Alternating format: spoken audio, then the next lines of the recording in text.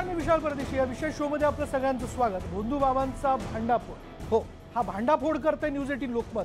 वारंवार या घटना घडताना दिसत आहेत आणि म्हणून तर आज सकाळपासून न्यूज 18 लोकमत या विषयाला घेऊन खरं तर भाष्य करताना दिसत आहे. पण या विशेष भागाची सुरुवात करत असताना डॉक्टर सुभाष कटक दौंड यांच्या कवितेच्या काही ओळी मला आठवत आहेत, ज्या आवर्जून मला असं वाटतं न्यूज 18 लोकमतच्या आज दिवसभराच्या या वृत्त मालिकेवरती समर्पक असं भाष्य करणार आहेत. खरं तर श्रद्धा आणि अंधश्रद्धेचा जेव्हा लागत नाही मेळ, फावतं भोंदूबाबांचं आणि होतो भावनांशी खेळ.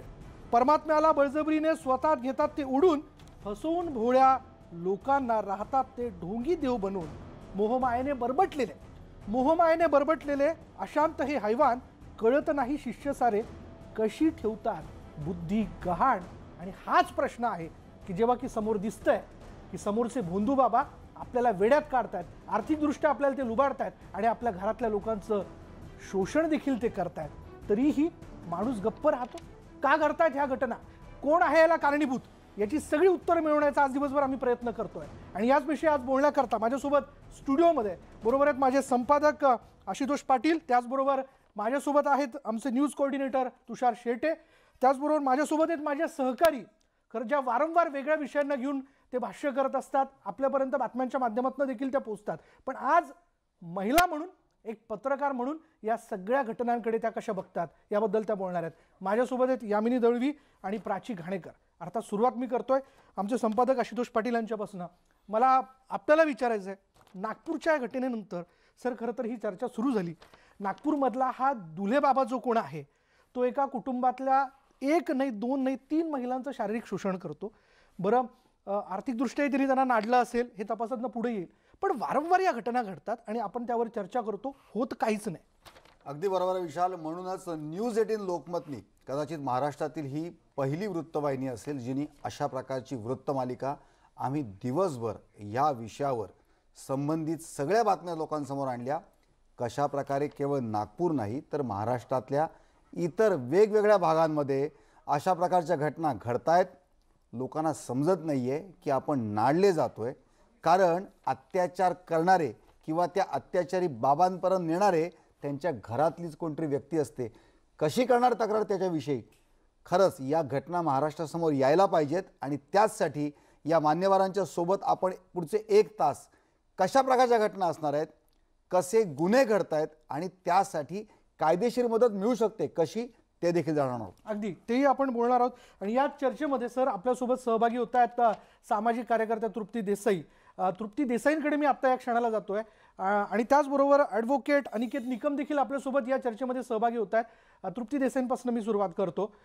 तृप्ती देसाई, खरं या घटना वारंवार घडताना दिसत आहेत. जादूटोणा विरोधी कायदा देखील या संदर्भात खरं तर आपल्यासमोर आलेला आहे. असं असतानाही या घटना थांबलेल्या नाही आहेत, याकडे आपण कसं बघता?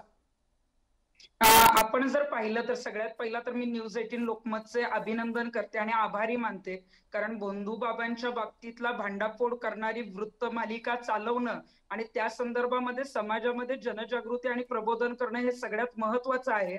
आणि आपण विचारलेला प्रश्न सुद्धा त्याच संबंधितला आहे की जादूटोणा विरोधी कायदा हा 2013 ला झाला, परंतु त्याची जनजागृती करणं, त्याचं प्रबोधन करणं याच्यामध्ये सरकार कुठंतरी कमी पडतंय. आपले महाराष्ट्रातले जे अनेक लोक आहेत त्या अनेक वेळेला देवावर त्यांची श्रद्धा असते, परंतु बऱ्याच वेळेला अंधश्रद्धेला बळी पडणाऱ्यांचा आकडा जास्त आहे. आणि त्यांच्या विरोधात जे भोंदूबाबा असतात त्यांच्या विरोधात आवाज उठवायला सामाजिक प्रतिष्ठा कुठंतरी आपली धोक्यात येऊ नये म्हणून जे आहेत ते घाबरणाऱ्या महिलाही आहेत आणि पुरुष भक्त सुद्धा आहेत. आणि मग भोंदूबाबांची अशी प्रकरणं जादूटोणा विरोधी कायदा आल्यानंतर कमी होत गेली, परंतु त्याच्यामध्ये बदल होत गेला. कुठेही त्यांना धाक राहिलेला नाहीये. अटक होते, सुटका होते, नंतर कुठलीही काही कारवाई होत नाही म्हणून त्यांना कुठली भीती राहिलेली नाहीये. आणि अनेक असे जे काही भोंदूबाबा आहेत, आपण जर उदाहरणं घेतली तर स्वामी नित्यानंद असतील, आसाराम बापू असतील, किंवा आज नागपूरचे कोणी महाराज असतील, किंवा रत्नागिरीचे कोण भोंदू पाटील महाराज असतील. आपण जर पाहिलं तर अनेक वेगवेगळे मोठमोठे नेते असतील, अभिनेते असतील, त्यांच्याकडे जायचे, पोलीस अधिकारी जायचे आणि त्यामुळे त्या भोंदूबाबांना वाटायचं की यंत्रणा माझ्या हातात आहे, त्यामुळे माझं कुणीच काही करू शकत नाही. आणि त्यांचं हे जे आहे ते कृत्य पुढे जे आहे ते आवर्जून ते करायला घाबरत नव्हते. परंतु हा जो आवाज येतो तुमच्यापर्यंत? हा येतोय. प्रश्न असा आहे की तुम्ही म्हणता की सरकार कमी पडतं या कायद्यांसंदर्भात, काय करायला पाहिजे सरकारने? आशुतोष सर, मला सरकारला सगळ्यात पहिला सांगायचंय की जादूटोना विरोधी अंधश्रद्धा निर्मूलन संदर्भातला जो कायदा आहे त्याची जनजागृती करा ना तुम्ही. जसं बेटी बचाव बेटी पढाव तुम्ही जनतेमध्ये राबवताय, तसं आज कोकणामध्ये आपण बघतोय, विदर्भामध्ये बघतोय, अगदी पुण्यासारख्या ग्रामीण भागात किंवा प्रत्येक जिल्ह्यात आपण जर बघितलं तर प्रत्येक ठिकाणी अंधश्रद्धेला बळी पडतायत. म्हणजे मध्यंतरी आलेला अगदी हळद आणि चंदनचं लेप लावून काही जणांचा मर्डर करण्यात आलेला होता. मध्यंतरी भोंदू बाबा जे आहे ते पैसे पाडण्याचं काम करत होते. पैसे जर असं कुठं जर सर पडत असते घरामध्ये किंवा कुठं, तर नोटा छपाईचा कारखाना कशाला काढला असता. परंतु या केसेस घडतात, परंतु सरकार कुठेही ठोस उपाययोजना करत नाही. जनतेपर्यंत हे पोहोचवणं गरजेचं आहे, जनतेपर्यंत जनजागृती करणं गरजेचं आहे. याच्यासाठी नक्कीच सरकारला प्रश्न विचारण्याचं काम न्यूज 18 लोकमत नक्की करणार आहे तृप्तीताई. अनिकेत निकम यांच्याकडे पण आपण जाऊया. विशाल, अनिकेतजी, की अशा प्रकारे जेव्हा घटना घडतात, गुन्हा घडतो, कायदा काय सांगतो? आपण एक लक्षात ठेवलं पाहिजे की सर्वोच्च न्यायालयाने अनेक वेळा असे निकाल दिलेले आहेत जेव्हा असे बंधू बाबा, म्हणजे ते आपण बघितले राम रहीम असतील किंवा इतर कोणी असतील, जर त्यांनी त्यांच्या ऑथॉरिटीचा गैरवापर करून, दिशाभूल करून, एका व्यक्तीचं त्यांनी त्यांचं स्वातंत्र्य उल्लंघन करून अत्याचार केले असतील, तर सर्वोच्च न्यायालयाने, उच्च न्यायालयाने अनेक न्यायनिवाड्यांमध्ये अशी भूमिका घेतली आहे की अशा आरोपींना कठोरोत्तम शिक्षा दिली पाहिजे आणि अनेक प्रकरणांमध्ये मरणोत्तर जन्मठेपेची शिक्षा देखील ठोठावण्यात आलेली आहे. परंतु मला असं वाटतं की असे जे गुन्हे आहेत त्यांच्यात वाढ होत असल्यामुळे कायद्यात देखील बदल केला पाहिजे. अशा स्वरूपाच्या गुन्हेगारांना देहदंडाची शिक्षा ठोठावता आली पाहिजे अशी देखील तरतूद केली पाहिजे. कारण आपण एक गोष्ट लक्षात घेतलं पाहिजे की अंधविश्वास, अंधश्रद्धा याचा उगम जो होत असतो त्या गोष्टीतून कुठेतरी गुन्हेगारी प्रवृत्तीचा देखील जो उगम होतो ते आपण आपल्या लक्षात येतं. त्यामुळे याला आळा घालण्यासाठी हे खूप जरुरी आहे की कायद्यात आमूलाग्र बदल केला पाहिजे. एक समाजात एक संदेश गेला पाहिजे की अशा स्वरूपाच्या गुन्हेगारांना कठोरतम शिक्षा दिली जाईल व एक जलद गतीत त्यांचा खटला संपवण्यात येईल, जेणेकरून लोक अशा स्वरूपाच्या गुन्हा घडल्यानंतर पोलिसांनी त्वरित या घटनेची दखल घेऊन गुन्ह्यांची नोंद करणं किंवा गुन्हा दाखल करणं, यात कुठेतरी पोलिसांची ढिलाई देखील दिसून येते का? कारण दुपारी आम्ही नाशिकच्या एका महिलेशी बोललो. एका बाबाने तर या पातळीपर्यंत जाऊन त्या बाईला नाडलंय की तिच्याकडे जेसीबी होता, तो जेसीबी घेऊनही तो तिचा पळाला आणि शिवाय 14 लाख रुपये सुद्धा त्या बाईकडनं घेतले. पण पोलिसांकडे केस दाखल होऊन सुद्धा पोलीस हवं तसं सहकार्य करत नाहीत. कायद्यात हे अभिप्रेत आहे की एखादा कॉग्निझेबल ऑफेन्स जर पोलिसांच्या निदर्शनास आणून दिलं तर त्यांनी गुन्हा नोंदवणे हे क्रमप्राप्त आहे. आणि जर पोलिस त्यांच्या कर्तव्यात कसुरी करत असतील तर निश्चितपणे पोलिसांच्या विरुद्ध देखील कारवाई करता येते, तशी तरतुदी देखील आहेत. आणि त्यामुळे आपल्याला ही गोष्ट एक लक्षात ठेवली पाहिजे की समाज मनामध्ये एक विचार पेरणे गरजेचं आहे की हे जे काही भोंदूगिरी आहे, जी काही अंधश्रद्धा आहे, ही याचा कुठेतरी आपण या सगळ्या गोष्टींना कुठेतरी आळा घालणं गरजेचं आहे. आणि मला असं वाटतं की शिक्षणाच्या अभावामुळे कदाचित अशा विचारांना एक अनिकेतजी, पण प्रश्न असा येतो ना की अशा प्रकारच्या घटनांमध्ये जर समजा एखाद्या मुलीच्या आई वडिलांनी, तिच्या नातेवाईकांनी, जवळच्या मावशी, आत्या, मामी हेच जर त्या मुलीला असं कृत्य करण्यासाठी जर ढकलत असतील तर ती स्वतःच्या आई वडिलांविरुद्ध तक्रार करेल का? आणि मग तक्रार नाही तर हा गुन्हा दाखल कसा होणार? हे बघा, जर पोलिसांच्या चौकशीमध्ये असं दिसून आलं की घरचे लोक याच्यात सहभाग होते तर पोलीस त्यांच्या विरुद्ध गुन्हा नोंदवू शकतात, त्यांना देखील आरोपी करू शकतात. मी अनेक प्रकरणं असे बघितलेत की मुलीनी तिच्या मैत्रिणीला सांगितलं की असं असं घडतंय माझ्या आयुष्यात, माझी बहीण, माझी आई वगैरे वगैरे हे मला जबरदस्ती करतायत. त्या मुलीने तक्रार पोलिसांकडे केली. पोलिसांनी चौकशी केल्यानंतर त्या मुलीच्या म्हणजे जे पीडित आहे तिच्या आईला, तिच्या बहिणीला देखील आरोपी करण्यात आलं. त्यामुळे जेव्हा पोलिसांपुढे ही माहिती समोर येते निश्चितपणे पोलीस कारवाई करतील. ते कारवाई करणार नाही असं विचार करण्याचं कारण नाही. परंतु त्याचबरोबर लोकांमध्ये एक विचार पेरण्याची गरज आहे की ही जी अंधश्रद्धा आहे या अंधश्रद्धेला आपण कुठेतरी आळा घातला पाहिजे, जेणेकरून अशी गुन्हेगारी प्रवृत्तीत वाढ होणार नाही याची आपण खबरदारी घेतली. अगदी खरं अनिकेतजी, जसं आपण म्हणतो श्रद्धा आणि अंधश्रद्धा याच्यामध्ये एक थीन लाईन असते, ती ओळखता आली पाहिजे. त्याच पद्धतीनं कायदा ज्यावेळेला एखादा गुन्हा रजिस्टर केला जातो त्याच वेळेला पोलिसांनी जर कडक कलम लावली तर असे प्रकार नक्कीच टळू शकतील. म्हणजे विशालनी जे मगाशी उदाहरण दिलं की एक भोंदू बाबा त्या बाईचा जेसीबी घेऊन पळून गेला, तिच्याकडनं 14 लाख रुपये घेऊन तो पळून गेला, मात्र पोलिसांनी गुन्हा काय नोंदवला असेल फॉर्जरीचा 420चा. पण त्याच वेळेला त्यांनी जर हा जो कायदा आपल्या राज्यात पास झाला होता त्यानुसार जर गुन्हा नोंदवला असता तर कदाचित पुढे आळा बसला असता. तृप्तीताई मगाशी म्हणाल्या की 2013 मध्ये आपल्याकडे हा कायदा पारित झालाय, 7 वर्ष झाल्यात, मात्र 7 वर्षात या कायद्याखाली 70 गुन्हे तरी दाखल झाल्याचं उदाहरण कदाचित दिसत नसेल. म्हणजे राज्य सरकार कायदे करतं, मात्र त्याची अंमलबजावणी ज्यांना करायची आहे त्या सरकारी अधिकाऱ्यांकडनंच जर याला हरताळ फासला जात असेल तर नागरिकांनी नेमकं जायचं तरी कोणाकडे? बरोबर आहे. तुम्ही जे सांगतायत ते माझ्याही निदर्शनास आलंय की जिथे जिथे अशा अघोरी प्रॅक्टिसेस आहेत आणि त्या संदर्भात गुन्हे त्या कायद्याअंतर्गत नोंदवलेले नाही आहेत आणि उच्च न्यायालयाने त्याच्या संदर्भात निर्देश दिलेले आहेत की अशा स्वरूपाचे कलम देखील लावावे, परंतु यासाठी पोलिसांमध्ये कुठेतरी या कायद्याबद्दल जी माहिती आहे ती पोचली पाहिजे. पोलिसांचं ट्रेनिंग झालं पाहिजे. त्यांचे जे काही सिनियर ऑफिसर्स असतात त्यांनी त्यांच्या ज्युनियर ऑफिसर्सला डिरेक्शन्स दिले पाहिजे, जेणेकरून पोलिसांना देखील ही माहिती असणे अपेक्षित आहे की अशा स्वरूपाचा कायदा आहे, अशा स्वरूपाची जर घटना असेल तर अशा स्वरूपाचा गुन्हा नोंदवता येतो. बरोबर आहे. पोलिसांची भूमिका जी आहे अनिकेतजी ती महत्त्वाची ठरणार आहे. अनिकेतजी, मी थोडंसं बोलताना आपल्याला थांबवतोय, आपण आपला मुद्दा पूर्ण कराच, पण आपल्या चर्चेमध्ये आपल्यासोबत सहभागी होत आहेत त्या विधान परिषदेच्या उपसभापती डॉक्टर नीलम गोरे. नीलमताई, आपल्या चर्चेमध्ये स्वागत. दिशा कायद्याच्या अंमलबजावणीची राज्यामध्ये चर्चा होत असताना दुसरीकडे 3 वर्षांपूर्वी जो जादूटोणा विरोधी कायदा आला त्या विषयाला घेऊन आपण खरं तर त्याची अंमलबजावणी, घडणाऱ्या घटनांनंतर त्याची पुढची अंमलबजावणी या मुद्द्यापर्यंत आपण आलेलो आहोत. नागपूरची घटना आपल्यापर्यंत पोहोचली असेल. प्रश्न अगदी साधा सोपा आहे सगळ्यांचा की हे थांबणार कधी? सकाळी पण आपण या विषयावरती चर्चा केली. मुळामध्ये या केसमध्ये मी संबंधित आयोशी बोललेली आहे आणि त्यांना जामीन मिळणार नाही, आता पोलीस कस्टडी मिळालेली आहे 10 दिवस जी आहे ती, आणि त्याच्यानंतरही जामीन आरोपीला मिळता कामा नये याच्या संदर्भामध्ये ते पूर्ण दक्षता घेत आहे. दुसरं असं आहे की मगापासूनच्या चर्चेत मी सगळं बघते, आपण प्रबोधनाची अपेक्षा सरकारकडून ठेवतो ते अगदी योग्य आहे, सरकारचं ते कर्तव्यच आहे, कारण शेवटी संविधान दिवस आपण मानतो, अनेक बाबतीमधले पुरोगामी कायदे आपण करतो आणि अंमलबजावणीच्या साठी आपल्याला एकतर पहिली गोष्ट लक्षात घेतली पाहिजे की त्यांनी समर्थन म्हणून करणार नाही, कारण त्यावेळेला तर म्हणजे आम्ही सरकारमध्ये नव्हतो, परंतु विशेषतः 2004 नंतर ज्या प्रकारे दहशतवादी हल्ले मुंबईवरती झालेले आहेत, परत एकदा 93 नंतर 2007 मध्ये, त्याच्यानंतर 2008 मध्ये, त्यानंतर 2013 मध्ये, ते पाहिलं तर फार मोठ्या प्रमाणात आपलं पोलिसांचं इन्फ्रास्ट्रक्चर जे आहे ते पायाभूत सुविधा ज्या आहेत त्या आपल्या इतर गोष्टींवरती आपल्याला सुरक्षेच्या मध्ये वापराव्या लागतात आणि त्याच्यात नाही म्हटलं तरी सामाजिक कायदे जे आहेत त्यांच्यासाठी पायाभूत सुविधा निर्माण करणं आणि तशी इच्छाशक्ती तयार करणं हे एक प्रश्न असतो. दुसरं असं आहे की एक भाग झालाय असा की ज्या कार्यकर्त्यांना त्या कमिट्या अंधश्रद्धा निर्मूलनाच्या कायद्यानुसार समित्या केलेल्या आहेत. मी आज सकाळी आपला सकाळी शो होता म्हटल्यावरती समाज कल्याणचे संचालक डॉक्टर प्रशांत नारनवरे यांच्याशी बोलले.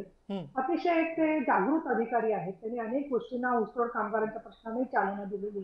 त्यांनी असं सांगितलं की या समित्या आहेत तिकडे, पण त्या पुनर्रचना आम्ही त्याची करतो आहे. आणि दुसरं म्हणजे अंधश्रद्धा विरोधी नियम केलेले आहेत. नियम केलेले तसं नाही, त्याला विलंब लागला. मला अविनाश पाटील यांनी तेव्हा वारंवार निवेदनं दिली होती, मी स्वतः राज्य सरकारकडे त्याचा पाठपुरावा केलेला आहे आणि नियम झाले, कमिटी आहेत. प्रश्न कसा होतो, 50 लोकांची कमिटी राज्यस्तरावर असेल ना तर त्याच्यात प्रत्येक कार्यकर्त्याला अंतर्भाव करू शकतो सरकार, असं नाहीये, कुठलं सरकार करू शकत नाही. माझं खरं असं म्हणणं आहे की कार्यकर्त्याची जी सक्षमता असते किंवा आता निकम जी बोलत जे होते पोलिसांनी दखल घेणं असेल, व्यक्ती मोठ्या नाही झाल्या पाहिजेत, पण दुसरीकडे असं आहे की आपण सातत्याने जे काम करतो ते पोलिसांची संवेदनशीलता वाढवण्यासाठी जसा कार्यक्रम गरजेचा आहे तसं सगळे प्रश्न एक कॉम्प्रिहेन्सिव्ह आहे, एकत्रितपणे पाहणं पण गरजेचं आहे. मी कित्येक वेळेला म्हणते की 10 इश्यूज मध्ये लोक माझ्याशी जोडले गेलेले आहेत. समजा तर बालहक्क असेल, महिला हक्क असेल, ज्येष्ठ नागरिक असेल, अंधश्रद्धा निर्मूलन आहे, जात पंचायत आहे, अँटी ट्रॅफिकिंग आहे, मी उदाहरण देते, हुंडाबाई आहे. प्रत्येक नेटवर्कची अपेक्षा आहे की आमच्या कार्यकर्त्यांना जा. तर प्रश्न असा आहे, पोलीस एकच आहे ना, अधिकारी तिथला जो आहे तो, बरोबर, त्याच्यामध्ये त्या सगळ्या विषयांवरती प्रबोधन आणखीन रूल्स, स्टँडर्ड ऑपरेटिंग प्रोसिजर्स फार गरजेचे आहे, ज्याच्यासाठी मी स्वतःचं लक्ष केंद्रित केलेलं आहे. बरं नीलमताई, जरूर आणखीन त्या पुढचे मुद्दे आपण पूर्ण करा, पण यानंतर वेळ झाली का ब्रेकची. ब्रेक नंतर आमचे इतरही काही सहकारी आहेत खरं तर, ज्यांना आपल्याला प्रश्न विचारायचे आणि ते प्रश्न आपल्यासमोर उपस्थित करतील. ब्रेक नंतर ही चर्चा अशी सुरू राहील. पहा फक्त न्यूज 18 लोकमत.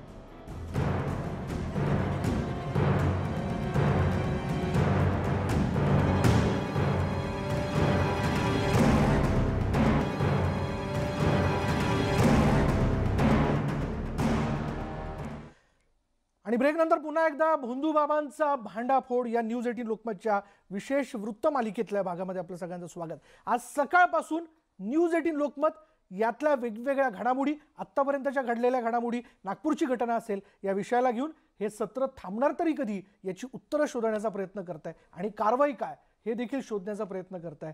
पण आता याच नागपूरच्या घटनेमध्ये, ज्या घटनेला घेऊन आम्ही खरं तर ही चर्चा सुरू केली होती सर, आत्ता एक क्षणाची सगळ्यात मोठी बातमी अशी आहे, जसं डॉक्टर नीलम गोरेंनी सांगितलं की थेट या प्रकरणातल्या आयोशी ते बोललेले आहेत आणि त्या प्रकरणातला जो दुले बाबा आहे त्याला जामीन न मिळण्याच्या संदर्भात त्यांनी स्वतः इंटरव्ह्यू केलाय. नीलमताई आमची सहकारी आहे प्राची, तिचा प्रश्न आपल्या करता. प्राची. नीलमताई, माझा प्रश्न असा आहे की तुम्ही त्या आयोशी भेट घेतलीत आणि त्यांना जामीन मिळू नये म्हणून मागणी केली आहे, पण अशा अनेक घटना आता समोर येतात आणि अनेक जण याला बळी पडतायत. तर अशा किती घटनांमध्ये तुम्ही आयोशी भेट घेणार आहात आणि किती जणांसाठी तुम्ही ही अशी मागणी करणार आहात, कारण की अशा अनेक घटना वारंवार समोर येत आहेत. असं आहे की याच्यात शेकडो कार्यकर्त्यांची गरज असते. असं आहे, दुर्दैवाने आपल्याकडे बोलणं आणि करणं याच्यात खूप फरक आहे. प्रत्येक जिल्ह्यात खूप तळमळीचे कार्यकर्ते आहेत, हे खरं आहे. पण मी उदाहरणं देईन की मी 35-40 वर्ष काम करत असताना अगदी मोजक्या कार्यकर्त्या मला दिसतात, ते पुरुष कार्यकर्ते, की हुंड्यामुळे जळीत असलेल्या महिला प्रत्येक आपल्या हॉस्पिटलला असतात. किती जण त्यांना भेट घेतात. त्यामुळे समाज आणखीन सरकार याच्यामध्ये सरकारचं जे कर्तव्य असतं ते आम्ही पूर्ण करण्यासाठी जे शक्य असेल ते करत असतो. पण शेवटी माझा नेहमी प्रयत्न असतो की तुमच्या वाहिन्या असतील, बाकी माध्यम असतील, खूप जागृती झाली की त्याची पण दखल घेतली जाते. म्हणजे असं नाहीये की फक्त एक मी भेटले म्हणजे काम होत असतं. काही लोकांना प्रसिद्धी मिळते, काहींना प्रसिद्धी मिळत नाही. खरं सांगायचं तर तिच्या कुटुंबाला किती आत्मविश्वास देण्यात आपण यशस्वी ठरतोय याच्यात गोष्ट शक्य होत असते. आणि माझ्याकडे खूपच सभापती पद आहे, पण माझ्याकडे कुठलं पद सुद्धा नव्हतं. म्हणजे मी आमदार बरेच वर्ष आहे, पण आमदार नसताना सुद्धा जेव्हा आम्ही काम करतो त्यावेळेला सुद्धा मला असं वाटतं की जेवढं एका माणसाला शक्य आहे त्याच्यापेक्षा मला तर उलट हा पराभव वाटतो की नीलमताईंनी केलं तरच होणार असं नाही व्हायला पाहिजे. किंवा नीलमताई याच्यामध्ये एक छोटासा बदल माझ्या सहकारी तिने जो प्रश्न विचारला त्यातला पुढला छोटासा प्रश्न की कायद्यातच बदल असावा, हा ऑफेन्सच नॉन बेलेबल करण्यात यावा असं काही, कारण तो बाबा सुटतो पुन्हा दुसरीकडे कुठेतरी जातो आणि त्याचा धर्माच्या नावाखाली लोकांना नाडण्याचा एक वेगळंच त्याचं दुकान सुरू होतं. आज आपण जी चर्चा करतोय ना, तर शक्ती विधेयकावरती आज खास बैठक मी त्यांना संयुक्त चिकित्सा समितीला बोलावलं होतं आणि तिथे अनेक संघटनांच्या रिसर्च केलेल्या 30-40 वर्ष संघटना आणि अगदी नवीन सुद्धा महिला कार्यकर्त्या, अनेक संघटनांचा सूर हाच होता की अंमलबजावणी होत नाही तर कायदा तुम्ही कठोर का करता. म्हणजे कसं माहितीये का, काय म्हणजे खरं सांगायचं तर सुरुवात कुठून करायची याच्याबद्दल पण समाजामध्ये दोन मतप्रवाह दिसून येतात. काहींना असं वाटतं कायदा कडक करा, जसं तुम्ही आता म्हणताय तसं. काही लोक म्हणतात की अंमलबजावणीचा यंत्रणा मजबूत करा. मला साधी गोष्ट वाटते की दोन्ही आवश्यक आहे, पण या कायद्याला अजून आपण संधी दिली पाहिजे असं मला वाटतं की ज्याच्यामध्ये हे पहा, मी स्वतःचं कौतुक अजिबात करणार नाही, पण जेव्हा कोल्हापूर ते कोठेवाडी आम्ही मोर्चा काढला आणि कोठेवाडीची घटना झाली तर उज्ज्वल निकम स्वतः याचे पिताश्री सगळे त्यांना माहिती आहे, मला वाटतं त्यांचे चिरंजीव आहेत. अशा एका क्रॉसरोडला होतो आम्ही की ती केस आम्ही हरलो असतो ना तर महिला संघटनांच्या प्रामाणिक तळमळीवरती शंका सामान्य समाजातल्या घटकांनी केली असती की एवढा आवाज उठवून काहीच होत नाही, मोर्चे निघतात आणि पुढे काही होत नाही. आणि म्हणून मी त्यावेळेला असा एक संकल्प केला की मी सगळा पाठपुरावा एकवटून 4 वर्षामध्ये 52 वेळा कोठेवाडीला गेले. आणि गेले म्हणजे काही नुसते गेले नाही भटकायला, तर तिथे जाऊन त्यांच्या साक्षी पुरावे नीट झाले पाहिजेत, अधिकारी बदलले जातात, त्या सगळ्या छोट्या छोट्या गोष्टी.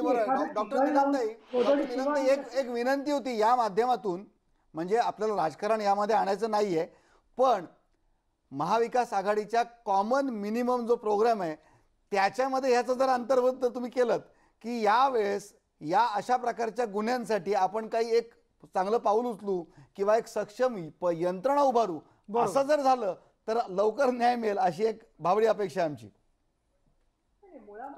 आता महाविकास आघाडीच्या कार्यक्रमामध्ये तुम्हाला माहिती आहे गेल्या अधिवेशनामध्ये 6 मार्चला दिवसभर शाश्वत विकासाची उद्दिष्ट आणि महिला सुरक्षेचा प्रश्न याच्यावर दिवसभर विधिमंडळामध्ये त्यालाच आम्ही डेडिकेट केला होता विषय आणि पहिल्यांदाच महाराष्ट्राच्या इतिहासामध्ये बिझनेस ॲडवायझरी कमिटीमध्ये विरोधी पक्ष आणि सत्ताधारी पक्ष या दोघांनी एकमताने निर्णय घेतला आणि सभापती आणि अध्यक्षांनी आमचे प्रस्ताव आम्ही सभागृहात मांडले. त्यामुळे राजकीय इच्छाशक्ती महाराष्ट्राची निश्चित आहे. जात पंचायत विरोधी जो कायदा आहे ते मी तुमच्या माध्यमातून मी जाहीर करू इच्छिते की त्याच्याबद्दलचे मोठे प्रश्न प्रलंबित आहेत. मी नुकतंच अनिल देशमुख गृहमंत्री यांच्याशी बोललेली आहे. एक संबंधित संघटनांची बैठक घेऊन त्याचे रूल्स वगैरे तयार करण्याचा प्रयत्न चाललाय. तर महाविकास आघाडीच्या मध्ये स्टँडर्ड ऑपरेटिव्ह प्रोसिजर्सकडे येण्यातलंच एक महत्वाचं पाऊल म्हणून शक्ती विधेयकाची गरज भासते. पण मी आपल्याला सांगत हे होते की फार मोठ्या प्रमाणात सामाजिक संघटना स्वतः म्हणतायत की शक्ती विधेयक लोक 21 दिवसात कसं होणार म्हणजे त्यांचा हेतू तळमळ आहे खूप प्रामाणिक. पण खरं सांगायचं तर आपल्या या वादंगांमुळे काय होतं माहितीये का, माजी न्यायमूर्ती चंद्रशेखर धर्माधिकारी दुर्दैवाने आता हयात नाहीये, पण ते मला सांगायचे की सज्जन लोकांचं एकमत न झाल्यामुळे जे पाहिजे ते लोक स्वतःचं एकमत करतात आणि कायदा तसा आणि मग नीलमताई पुढे अडचणी निर्माण होतात. अगदी बरोबर. या चर्चेत मी सहभागी करून घेतोय अभिनेत्री अश्विनी महागडे आपल्या बरोबर आहेत. अश्विनी महागडेजी, खरं तर भोंदूबाबांचा भांडाफोड या विषयाला घेऊन सकाळपासून या वृत्तमालिकेत आम्ही वेगवेगळ्या घडामोडी दाखवतोय.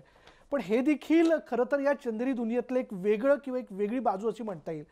यश अपयश प्रत्येकाच्या वाट्याला येतं, पण बहुतांशी अभिनेता अभिनेत्री काही मोठ्या बाबांपासून तर मला यश मिळत नाहीये किंवा काहीतरी झालेलं आहे या भावनेतनं काही भोंदूबाबांकडे पण जाताना दिसतात. खरं तर अशा ठिकाणी जेव्हा हे मोठमोठे चेहरे दिसतात तेव्हा सामान्य जनताही कुठेतरी वेगवेगळ्या गोष्टींना घेऊन ती फॉलो करत असते. हे कितपत बरोबर आहे? नाही, अत्यंत चुकीचीच बाब आहे. आणि माणूस जेव्हा स्वतःवरचा विश्वास त्याचा ढासळतो तेव्हाच मला असं वाटतं की ह्या काठ्यांचा आधार घ्यायला तो जातो. खर तर चंदेरी दुनिया बाजूला ठेवूयात, पण एक माणूस म्हणून आज जेव्हा ही गोष्ट मी बघते की या मुलीवर अत्याचार झालाय, त्यानंतर आई किंवा ह्या सगळ्या गोष्टी जेव्हा बघते तेव्हा कुठेतरी माणूस आणि समाज म्हणून मला असं वाटतं की स्वतःलाही दोष दिला पाहिजे की जो महाराष्ट्र आपण बघतोय तो कदाचित वेगळाच महाराष्ट्र आहे. आणि हा महाराष्ट्र जे सकाळपासून आपण हे न्यूजला बघतोय हा महाराष्ट्र खूप वेगळा आहे. म्हणजे आपण खूप शिकतोय, पण ज्या लोकांना सोबत घेऊन गेलं पाहिजेत ती लोक अजून सुद्धा दरीतच आहेत आणि म्हणून ती लोक ह्या अशा भोंदूबाबांचा आधार घेतात असं मला वाटतं. चंदेरी दुनियेचा विचार केला तर निश्चितपणे हा माणूस श्रीमंत आहे किंवा गरीब आहे, शिकलेला आहे किंवा तो अशिक्षित आहे हा प्रश्नच नाहीये इथे. खरं तर जेव्हा तो स्वतःची विचार करण्याची क्षमता संपून बसतो तेव्हा तो अशा गोष्टींचा आधार अगदी चांगला मुद्दा आहे हा. आणि असं नाही विशाल की जेव्हा एखादा सेलिब्रिटी एखाद्या अशा प्रकारे बाबांकडे जातो तेव्हा त्याचा एक वेगळा मेसेज जातो. आपली सहकारी यामिनी हिला देखील एक मुद्दा घ्यायचा होता, पण आपल्याला बहुतेक छोटा एक ब्रेक घ्यावा लागतो इथे आणि ब्रेक नंतर पुन्हा काही आपले अनुत्तरित मुद्दे आहेत त्याकडे आपण पुन्हा जाऊया. विशाल, घेऊयात एक ब्रेक आणि ब्रेक नंतर ही चर्चा अशी सुरू आहे. पहा फक्त न्यूज 18 लोकमत.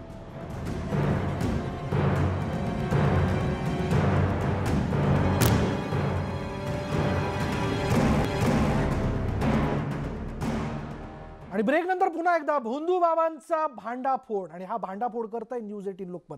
सकाळपासून या वृत्तमालिकेच्या माध्यमातून आम्ही चर्चा करतोय की या घटना थांबणार कधी आणि त्यातली पुढली कायद्याची अंमलबजावणी कशा पद्धतीने प्रभावीपणे करायला हवी. आणि या मुद्द्यापर्यंत आपण आलेलो या चर्चेत. थेट यानंतर मी माझी सहकारी यामिनीकडे जातो. यामिनीला प्रश्न विचारायचा आहे.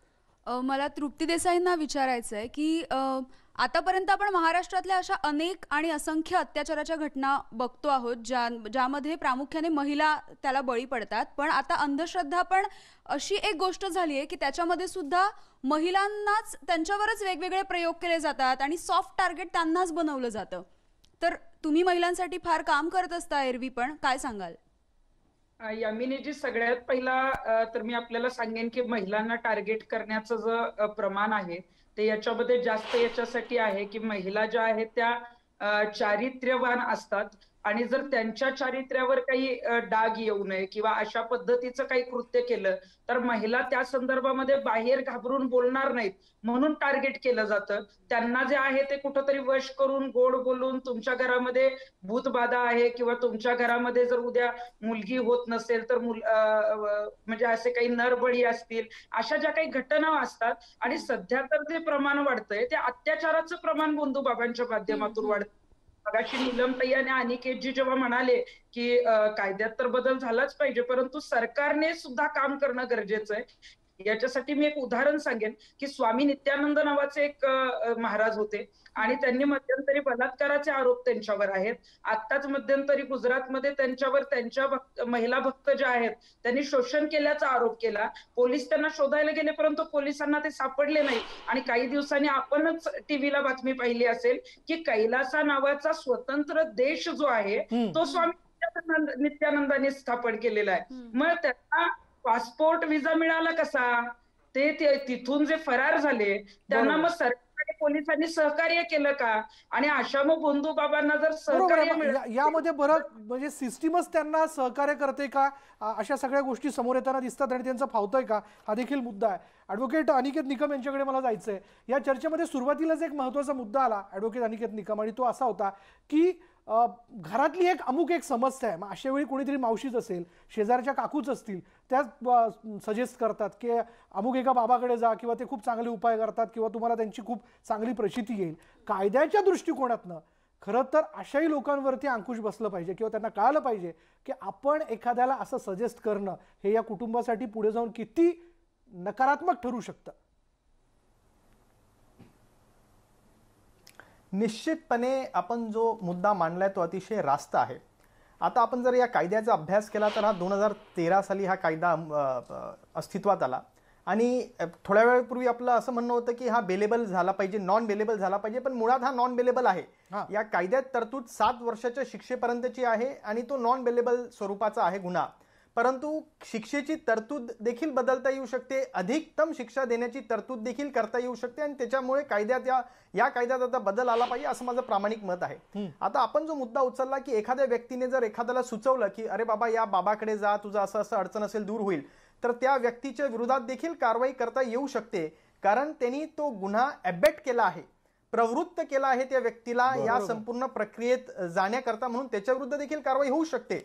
परंतु त्याचबरोबर मला असं वाटतं की जेव्हा एखादा व्यक्ती, एखादा पीडित पोलिसांकडे जातो आणि सांगतो की मला या बाबांनी असं असं फसवलं आहे, तर पोलिसांनी देखील एक संवेदनशील भूमिका घेतली पाहिजे. ना की त्या पीडितावरती हसून अरे बाबा तू तर बावट दिसतोस, मूर्ख दिसतोस, तू कसं काय याच्यात पडला, आम्ही तुझी तक्रार घेत नाही वगैरे वगैरे, अशी भूमिका न घेता संवेदनशील भूमिका घेऊन ती तक्रार नोंदवून त्याच्या अशा आरोपींच्या विरुद्ध जलद कारवाई करायला पाहिजे. मी असं म्हणत नाही नीलमताई, अर्थात या मुद्द्याला घेऊन आपल्याकडे पुढे यायला हवं, कारण शेवटी हे काम सभागृहातच होणार आहे. जो मुद्दा कायद्याच्या बदलाचा त्यांनी मांडलेला आहे तो अर्थात आपल्याकडे असणार आहे. मुळात मी मगाशी असं बोलले की आपल्या सगळ्या नियमावली किंवा स्टँडर्ड ऑपरेटिव्ह प्रोसिजर्स, त्याच्यानंतर जे अधिकारी आपण नोडल अधिकारी म्हणून नेमतो त्यांचं एक त्यांच्यासाठी पायाभूत सुविधा, याच्याच बरोबर अशा पद्धतीचे हस्तक नेमणं हा एक लक्षात घेऊया आपण की बुवाबाजी ही एक संघटित गुन्हेगारी आहे. हा फक्त एक बुवा नाही. बरोबर आहे. हा पहिली गोष्ट. आशुतोष पण आहे का चर्चेला बसलेले, मला बरं वाटतंय त्याचं. विशाल, तुम्ही तर नेहमीच चर्चा कंडक्ट करत असता. मला असं वाटतं की असे धागेदोरे जिथे जिथे महाराष्ट्रात आपल्याला सापडतील, IBN लोकमत खूप प्रबोधन करण्याचा प्रयत्न नेहमीच तुम्ही चांगलं करत असता. तर आपल्याला एक दिसतं की त्यांची एक कार्यपद्धती आहे. दुसरं, आचार्य अत्र्यांनी बुवा तेथे वाड्यापासून टोमी नवेसपर्यंत जे काही लिहिलेलं आहे ते आजही खरं आहे की अमक्याच्या आता बरा झाला माणूस, अमक्या गोष्टीने बरा झाला, आणि लोकांचा त्याच्यावर विश्वास बसतो. याला कारण काही हस्तकांना पैसे देऊन या कामामध्ये गुंतवलेलं असतं. दुर्दैवाने काही ठिकाणचे असे पण व्यावसायिक आहेत की ते सोनं दुप्पट करून देण्याची आश्वासनं देतात आणि शेकडो लोक त्याच्यात फसवले गेलेले आहेत. आणि पोलिसांच्या बद्दल निकम सारखं बोलतायत ना, पण मला इथे सांगायला पाहिजे की अहो, मी तुम्हाला किती अधिकाऱ्यांची नावं सांगू. मला स्वतःला 100-150 IPS अधिकारी माहिती आहेत. अगदी मी आमच्या स्वतःच्या घरातला अनुभव सांगते. आता इन्स्पेक्टर, अगदी थोडक्यात सांगते की इन्स्पेक्टर आता रिटायर झाले. कोळी नावाचे पुण्यात इन्स्पेक्टर होते आणि आमच्या घरात काही वर्षांपूर्वी एक मुलगी अशी कामाला म्हणून होती, अशी सांभाळायला लहान होती पण शाळेत वगैरे जायची, मध्ये मध्ये यायची आणि अचानक तिने आमच्या दुसऱ्या नातेवाईकांच्याकडे तिकडे राहायला लागली. ती म्हणजे ठीक आहे, तिचे नाते सारखं ती सांगायची दगड येऊन पडतात, जाळ लागला, अमका लागला, तमका लागला. अरे म्हटलं काय चाललंय काय, म्हणजे माझ्या डोळ्यासमोर हे शक्य नाही. शेवटी ते इन्स्पेक्टर कोळींना त्यावेळेच्या सिटीने सांगितलं पाठवा. आणि तुम्हाला मी सांगते त्यांनी 2 दिवसामध्ये शोधलं की तिचीच एक जवळची मुलगी, नातेवाईक 2 मुली तिने मदतीला घेतल्या होत्या आणि ही मुलगी एकीशी बोलत असताना छोट्या मुली ज्या आहेत त्या दगड चिकटवून ठेवायच्या, दगड याला पडद्यांना, छोट्या छोट्या मुली 5-6 वर्षाच्या. त्याच्यानंतर मग त्यांनी आम्हाला छान कार्यक्रम भाव सांगितला, अहो जिथे काम चालले तिथलेच दगड आहे, दुसरे कुठले दगड आहे. आमचा विश्वास नव्हता. पण मी सांगते काय माहितीये का की काही पोलीस अधिकारी खूप चांगलं काम करत असतात. दुर्दैवाने नीलम ताई, भ्रष्टाचार, हा मुद्दा दबाव, आपला मान्य या आहे. गोष्टी खरं तर त्याबद्दल आम्हा सगळ्यांचंही दुमत नाहीये, पण यामध्ये काही मुठभर अधिकाऱ्यांमुळे हे तर निश्चितपणे घडताना दिसतंय की कायदा आहे पण त्याची प्रभावी अंमलबजावणी किंवा वेळीच तिची दखल घेऊन गुन्हे दाखल करणं हे त्यांच्याकडनं होत नाही. त्यामुळे सर्वसामान्य माणूस हा पोलीस स्टेशनपर्यंत जात नाही ते घडल्यानंतर. म्हणजे खेड्यातल्या बहुतांशी आशितोषर अशा घटना असतील की ज्या मुलींच्या बाबतीत घडतात, पण लाजकाज जर हे सगळं पुढे आलं तर आपली बदनामी होईल या भावनेपोटी. तरी आता सोशल मीडियाच्या माध्यमातून मुलींना एक व्यासपीठ मिळालंय म्हणून बाहेर येतात, अन्यथा या घटना बाहेर आल्या नसता. आणि आपल्यासारखी जेव्हा जबाबदार प्रसार माध्यम जेव्हा आवाज उठवतात, आपला हाच उद्देश होता की वेगवेगळ्या प्रकारचे जे केस स्टडीज आम्ही त्याला म्हणतो त्या समोर याव्यात आणि त्या माध्यमातून लोकांना कळाव्यात की हा या प्रकारचा गुन्हा होऊ शकतो, नाहीतर ह्या घटना कळल्या नसत्या. आणखी एक विशाल की पोलीस अधिकाऱ्यांचा रोल फार महत्त्वाचा असतो. जर पोलीस अधिकाऱ्यांचंच संगनमत असेल तर या घटना बाहेर देखील येणार नाहीत. बरोबर, अगदी बरोबर. हा मुद्दा तुम्ही मांडला. ही चर्चा आपल्याला आणखीन यापुढे चालू ठेवायची आहे.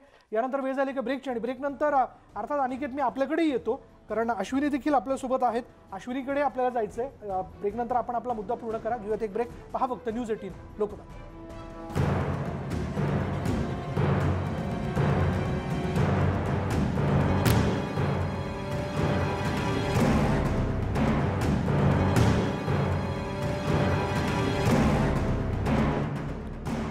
आणि ब्रेक नंतर बंधुभावांचा भांडाफोड या विशेष भागामध्ये आपलं सगळ्यांचं स्वागत. या चर्चेतले शेवटचे 5 मिनिटं माझ्याकडे उरलेले आहेत. माझे काही सहकार्यांचे प्रश्न आहेत आपल्या केसला. तुषार. नीलमताई, आपण मगातपासून कायद्याबद्दल चर्चा करतो. आपल्याकडे कायदे तर कठोर आहेत, मात्र त्याची अंमलबजावणी हा सुद्धा एक मुद्दा आहे. मात्र त्याच सोबत जवळच्या नातेवाईकांची सुद्धा एक जबाबदारी बनते की आपण आपल्या मुलींचं किंबहुना समाजाचं, कुटुंबाचं रक्षण कसं करायचं. जे नागपूरच्या मुलीच्या बाबतीत घडलं ते नक्कीच टाळता आलं असतं, कारण की तिची आई, तिची मावशी आणि तिची आत्या यांच्यावर सुद्धा अत्याचार झालेले होते. तुषार, अगदी नेमका प्रश्न तुम्ही विचारलाय. खरंच हे महत्वाचं आहे आणि त्यामुळे आपल्या मार्फत लाक्षावधी ज्या महिला आणि पुरुष कार्यक्रम ऐकतायत त्यांची ही फार मोठी जबाबदारी आहे की त्यांनी आपल्या ओळखीत आलेले लोक आपल्या घरातल्या अल्पवयीन मुलींच्याकडे किंवा मुलींच्याकडे काय नजरेने बघतायत. प्रत्येकच जण चांगल्या हेतूने तिच्याशी चांगला वागत असेल असं नाहीये. आणि त्यामुळे जनतेनी, समाजाने, मी सरकारला काय जबाबदारी मोकळं करत नाहीये, सरकारचे घटक आहेत त्यांनी सुद्धा ही जबाबदारी आहे. पण खरं सांगायचं तर आशा वर्कर्स, अंगणवाडी वर्कर्स, शिक्षिका, लॉयर्स, डॉक्टर्स, ठिकठिकाणचे कितीतरी प्रकारचे समाजात घटक आहेत, ते फार मोठी भूमिका बजावू शकतात.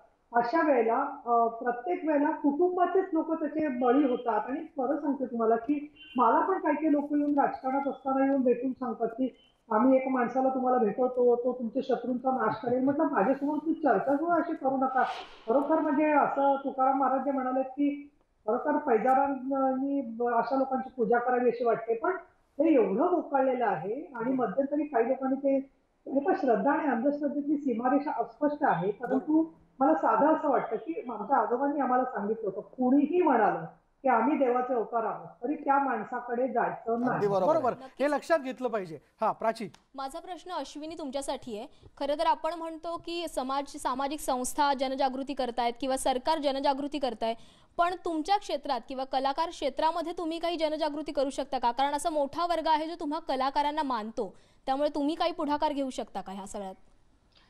निश्चितपणे याच्यात पुढाकार घेतलाच पाहिजे. आणि खरं तर आज ही गोष्ट घडल्यानंतर मला जास्त खेद वाटला, म्हणून मी म्हटलं की याच्यात कुठेतरी आपण स्वतः दोषी आहोत हे मान्य केलं पाहिजे. म्हणजे आज रयतेचे स्वराज्य प्रतिष्ठान सारख्या एका सामाजिक संस्थेमध्ये काम करताना स्त्रियांना कौटुंबिक हिंसाचाराबद्दलच्या संरक्षणाच्या कायद्याविषयी माहिती देत असताना कुठेतरी मला असं वाटतं की याबद्दल सुद्धा माहिती दिली पाहिजे. तुम्ही व्यक्त होताना, समोरच्या माणसाकडे जाताना तुम्ही किती व्यक्त झालं पाहिजेत, किंवा समोरचा माणूस एखाद्या गोष्टीची मागणी करत असेल तर आपण किती मर्यादेपर्यंत केली पाहिजेत हे सुद्धा माणसाला समजायला हवं. आणि मला असं वाटतं की कलाकारांचं हे कर्तव्य आहे, कलाकारांचंच नाही, प्रत्येक क्षेत्रातील माणसांचं, जे आपल्या मागे राहिले त्यांना सोबत घेतलं पाहिजे. त्यामुळे इथून पुढे मी सुद्धा आज लोकमतच्या द्वारे हे सांगू इच्छिते की आज इथून पुढे माझं जे काम आहे समाजासाठी, त्याच्यात हा मुद्दा तर महत्वाचा असणारच आहे की तुम्ही अंधश्रद्धेला बळी पडू नका. बरोबर, तुम्ही तुम्हाला हा व्यक्त मुद्दा व्हायचंय. घेऊन तुम्ही पुढे जाणार आहात. अगदी यामिनी.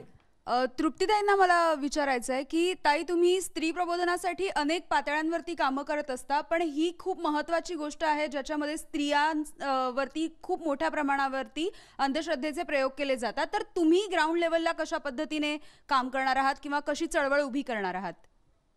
आवर्जून आम्ही जेव्हा ग्रामीण भागामध्ये जात असतो तेव्हा बऱ्याच वेळेला अंधश्रद्धेची प्रकरणं समोर येतात आणि तेव्हा महिला सबलीकरण, स्त्री पुरुष समानता या संदर्भात बोलताना श्रद्धा आणि अंधश्रद्धा यातला फरक आम्ही आवर्जून तिथं सांगत असतो. आणि बऱ्याच वेळेस ग्रामीण भागामध्ये बरेच जण आध्यात्मिक मार्गाला मानत असतात, देवाला मानत असतात. त्यामुळे मी आवर्जून त्यांना सांगत असते की श्रद्धा ही असली पाहिजे, पण ती अंध अजिबातच नको. आणि या संदर्भात आता नागपूरची घटना घडली, तशा वारंवार ज्या घटना घडतायत त्यात कमतरता यावी, त्या पूर्णपणे कमी व्हाव्यात, यासाठी यापुढे जे आहे ते आवर्जून अशा गोष्टी समाजामधून, अंधश्रद्धा या पूर्णपणे नष्ट व्हाव्यात.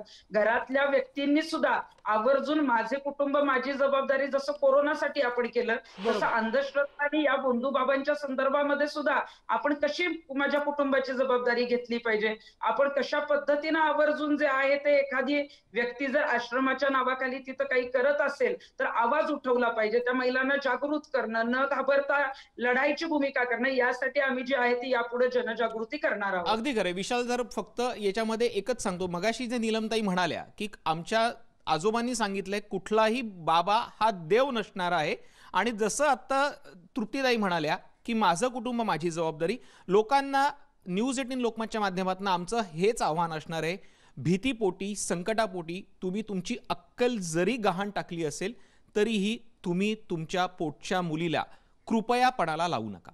बरोबर. जाता आता मला खरं अनिकेत यांच्याकडे जायचंय. अनिकेत, काय आपल्याला म्हणायचं?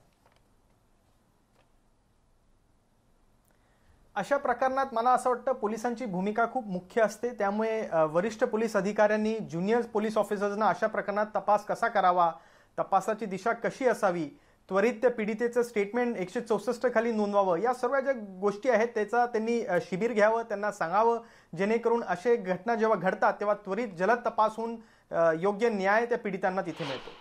निश्चितच विशाल, आपल्या वृत्तमालिकेचा हाच एक उद्देश होता की आज वेगवेगळ्या मान्यवरांची जी चर्चा आपण ऐकली, बरोबर, की कायदा आहे, कायद्याचा वापर आपण करायला पाहिजे, कायद्याचा वापर कसा करायचा यासाठी समाज जागृती करणारे अनेक, तृप्तीताईंसारखे अनेक असंख्य कार्यकर्ते महाराष्ट्रामध्ये आहेत. बरोबर. अश्विनीताईंसारखे अनेक कलावंत आहेत जे त्यांच्या क्षेत्रात राहून त्यांच्या माध्यमातून करतायत.